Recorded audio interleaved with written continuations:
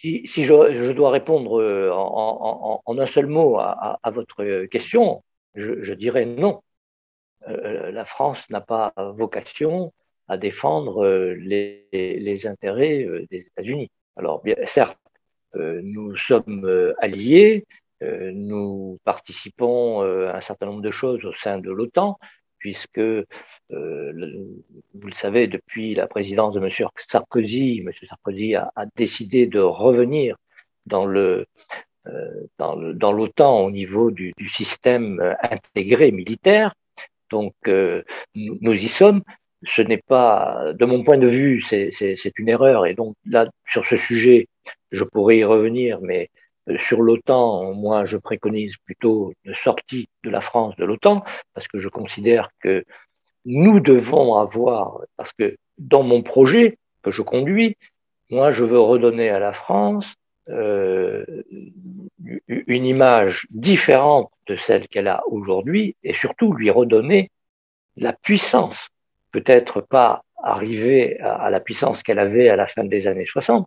En tout cas, c'est mon objectif. J'estime que le général de Gaulle avait, dans ce domaine, choisi de donner à la France une position très originale qui permettait d'avoir, de ne pas être lié complètement avec l'OTAN notamment, mais peut-être avec d'autres. Je crois qu'il est important d'avoir une vision du monde qui est la nôtre. Nous avons des intérêts qui sont les nôtres, des intérêts à défendre, qui ne sont pas les mêmes que ceux des États-Unis. On peut en avoir à certains moments, mais les intérêts d'un pays, on peut avoir des alliés, mais on a ses propres intérêts. Je ne souscris pas du tout à ce qui est énoncé par cette agence. La France, d'une part, n'a pas des intérêts à défendre, des intérêts américains à défendre sur le territoire européen.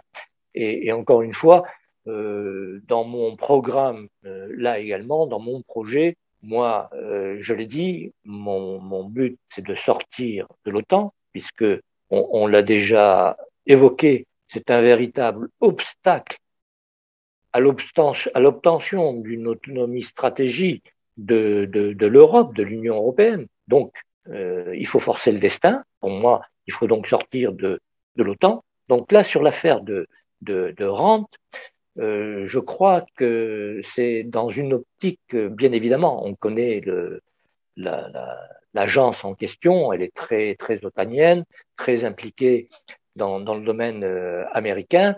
Déjà, je suis assez surpris, si vous voulez, dans cette étude, dans la démarche qui est faite sur une guerre en Europe de l'Est. On retrouve là, finalement, la politique habituelle des États-Unis, c'est-à-dire que, en parlant de l'Europe de l'Est, on ne parle pas beaucoup de la Russie dans l'étude en question.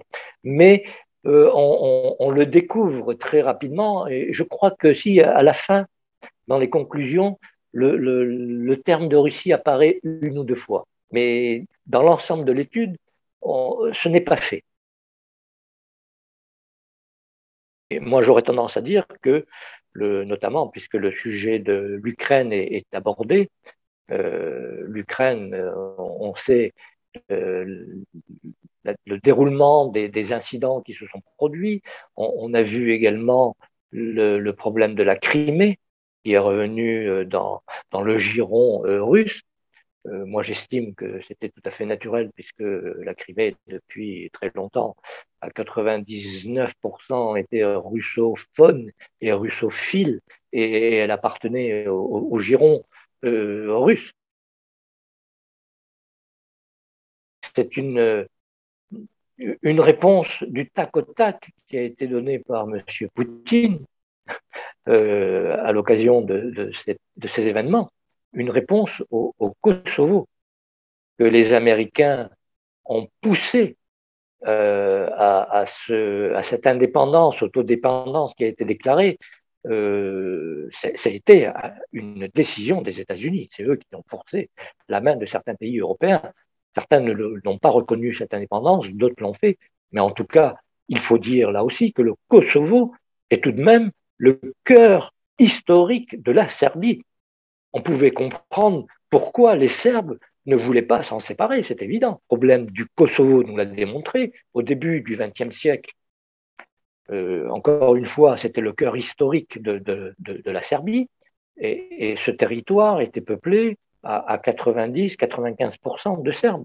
On voit en l'espace d'un siècle comment la démographie issue de l'Albanie, donc de cultures totalement là aussi différentes, y compris sur le plan culturel et puis sur le plan démographique. On a vu en l'espace d'un siècle, eh bien, on a là l'exemple du grand remplacement qu'évoque notamment Renaud Camus, pour ce qui nous concerne. Et là, on ne peut pas dire que c'est une théorie, que c'est un complot, que c'est une hypothèse, c'est un véritable constat. D'ailleurs, si les Albanais, les Kosovars d'origine albanaise ont déclaré leur indépendance, c'est bien que le peuple serbe a été remplacé. Et donc, eh bien, moi, j'invite nos dirigeants à réfléchir au sujet sur le problème qui se pose à la France aujourd'hui avec cette immigration de peuplement qui nous mène directement à ce qui s'est passé au Kosovo. Je reviens là à ce que disait le général de Gaulle, l'Europe de l'Atlantique à l'Oural. Donc là, moi, je suis persuadé que nous devrions établir une nouvelle relation avec la Russie parce que nous avons, sur le territoire européen et dans les intérêts purement des États et des nations européennes, nous avons un certain nombre de points communs à défendre.